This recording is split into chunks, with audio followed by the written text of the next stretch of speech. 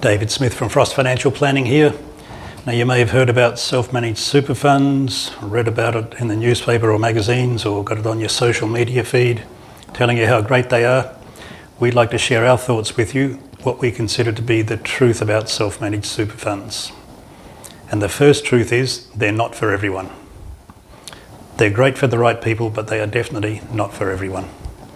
As well as setting funds up for new clients and helping existing trustees with their super funds, we also help people who never should have had a self-managed super fund to wind them up. So who could consider starting their own fund? Well, if you and your partner have something like $500,000 in super, from a fees point of view, it's practical for you to consider one.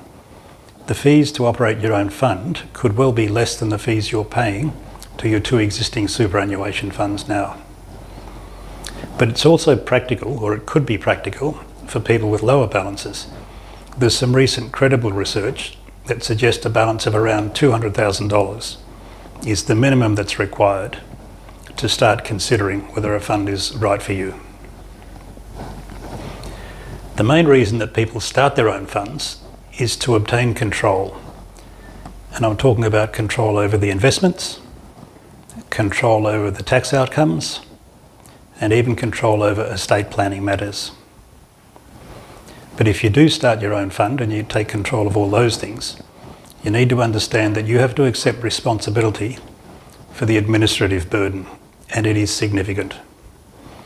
Now, even if you engage professionals to help you with that, and you should, you still remain responsible for the outcomes and any administrative failures of the fund. Now, a couple of warning signs for people who probably shouldn't consider a self-managed super fund. If you don't like paperwork, don't go anywhere near one, because the paperwork is considerable and it needs to be dealt with on time. So if you're the sort of person whose tax returns are always late or several years behind, I'd be thinking a self-managed super fund is not for you. And if you're not particularly financially literate, then you're probably better off staying in a public offer fund where a professional fund administrator or trustee does all of that work for you. Now, the regulator of self-managed super funds is in Australia, most of us, but they've actually got a very good website, and the self-managed super fund section on their website is really helpful. It contains a lot of information, including the things that you might want to think about before starting a fund. Another useful website is the Self-Managed Super Fund Association website. They have a list of specialist self-managed super fund members on that site, so you can read them and choose to consult them if you wish to. Now, a word of warning here.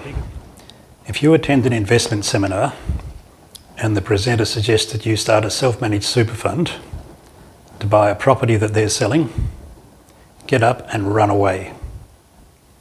Run away. They're not there to offer you professional advice. They're there to sell you a property, and you really need to understand that.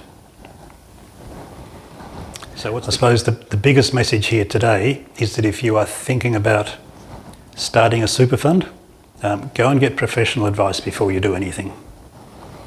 Now, if you were to consult our office, we would spend some time with you. We would let you know whether we think a self-managed fund is right for you. If it is, we'll let you know what it would cost to run it. We'll offer our services to you and tell you what those will cost, and then you can make an informed decision.